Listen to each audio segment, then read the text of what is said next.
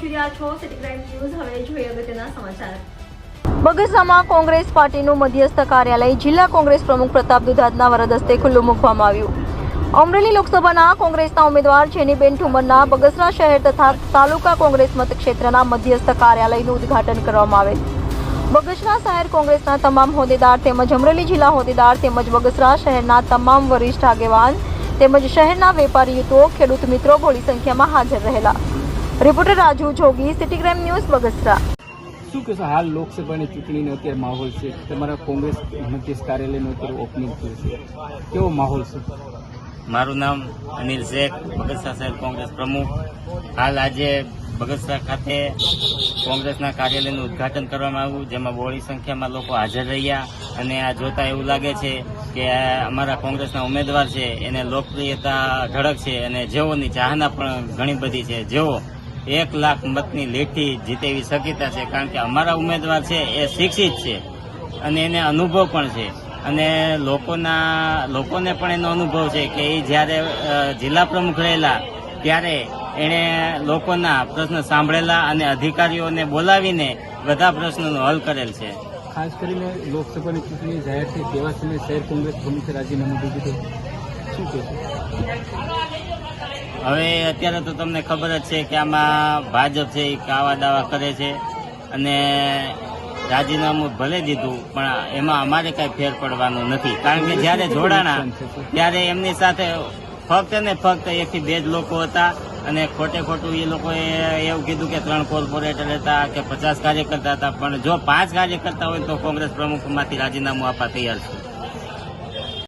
કોંગ્રેસ કાર્યાલયનું અત્યારે ઉદ્ઘાટન કરવામાં આવ્યું છે, કોંગ્રેસના ઉમેદવાર જેનીબેન ઠુમરના સમર્થનમાં કેવો માહોલ છે, શું કહેશો?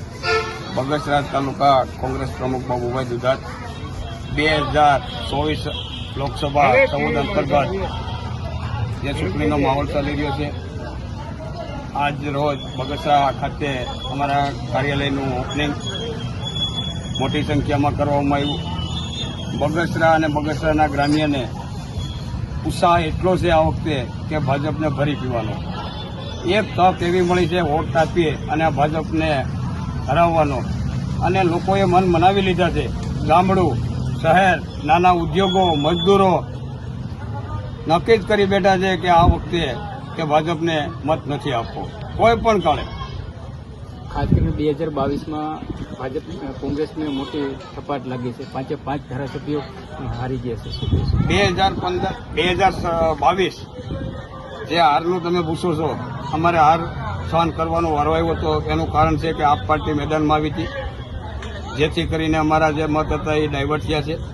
હાલ આપ પાર્ટી અત્યારે અમારા ઇન્ડિયા ગઠબંધનને જોડે છે, કોઈ શંકાને સ્થાન નથી આ વખતે અમારી સીટ ગુમાવવી પડે।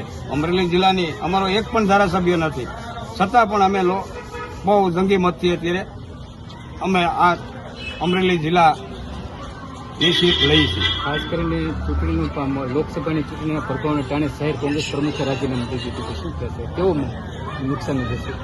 જો જે અમારા શહેર પૂર્વ પ્રમુખ હતા ભાઈ ચિરાગભાઈ પાર્ટીથી જુદા પડીને આમેની પાર્ટીમાં ગયા, જે કોઈ એને પાર્ટીએ દર દબાણ ભાજપે કર્યું હોય અથવા તો લોભ લાલચ જે કંઈ આપ્યું હોય એના જવાથી અમને કોઈ ફરક નથી પડવાનો। અમને મતદારો ખુદ અમારી સાથે છે। બગસરા શહેરની અંદર 2022ની અંદર જે નુકસાની કરી હતી આ વખતે એ નુકસાની ભરવા અત્યારે બગસરા તમામ જ્ઞાતિ 18 વર્ષના અત્યારે અમારી સાથે અને અમારી જોડે છે। કેટલી લીડથી જીતશે તમારો? અમારો અમરેલી જિલ્લા મત વિસ્તારની અંદર અમારી 1 લાખની આસપાસની લીડથી અમે આરામથી ચૂકાઈ છીએ, એની અમને ખાતરી છે।